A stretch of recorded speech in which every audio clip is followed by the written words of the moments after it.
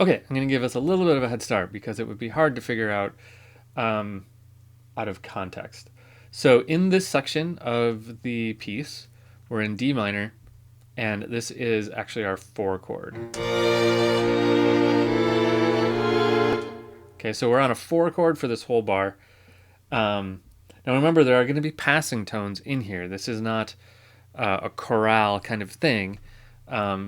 So we can call this note a passing note. Passing notes are all over real music. We don't see them so much in our examples, but they exist. So let's next look at this bar. What do we have here? Well, actually, let me just give you a clue. Jump out to the next bar, and we know that we have a 5. Okay, so there's a 5 here, there's a 4 here. We're in a predominant area, probably still predominant here, going to the 5. So, yeah, there's probably an augmented 6 chord here, right? But which one? Well, let's figure it out. So, what do we need for an augmented 6 chord?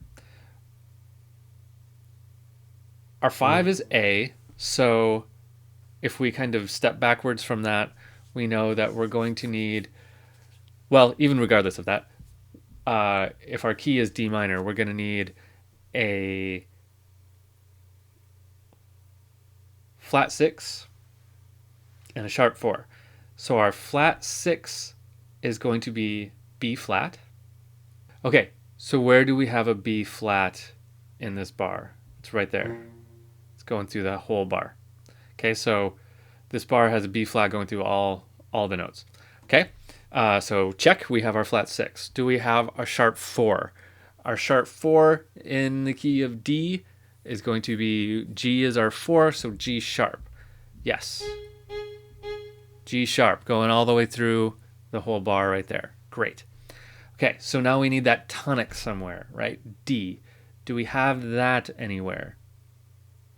We do, right there. This is a D. Remember our clef issue here. D, E, F, G, A, B, C. Yes, this is a D.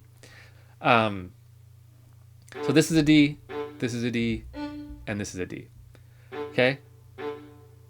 So we have D in most of the measure. We don't have a D here. We might call that just a passing tone, or maybe even a neighbor tone. But we'll see how that shakes out. So D. So we have all the ingredients of the Italian 6, right? Do we have the ingredients of the French 6? Well, let's start with the German. With the German 6, right? The German 6, if we go back over here and look, we need a flat 3. So flat 3 in D would be F. We have that here, but we don't have an F anywhere else. Okay? So we definitely have a German 6 here. Okay? What about our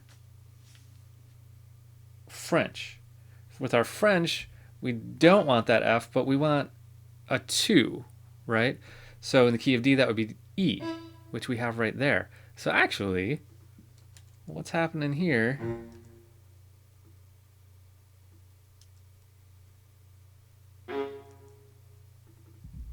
is we're going German to French, right? If we can call that a passing tone, or a neighbor tone, actually.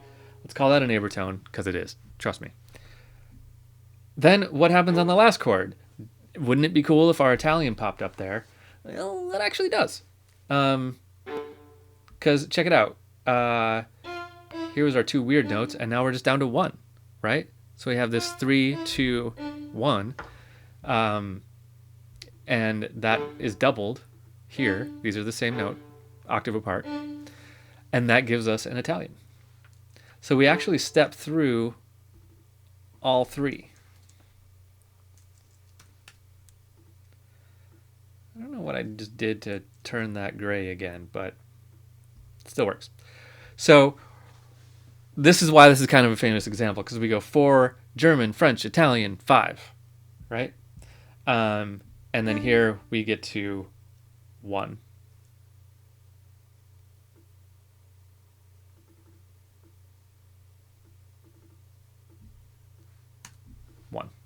Okay, so all 3 Italian 6 chords smashed into there. Let's hear it.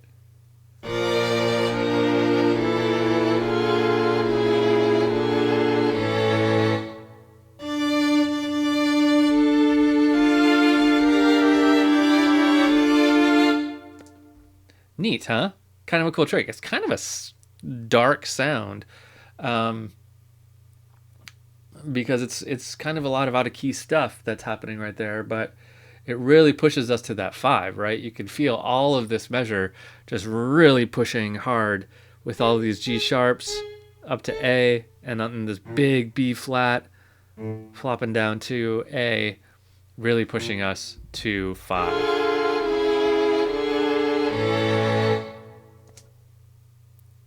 Nice trick.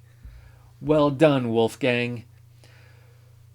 Okay, in the next section, I'm going to give you this file because I had to use 4 lines to make this, so it's not included in our master MuseScore file, but I'll give you this as a separate file right in the next bit, and then we'll continue on.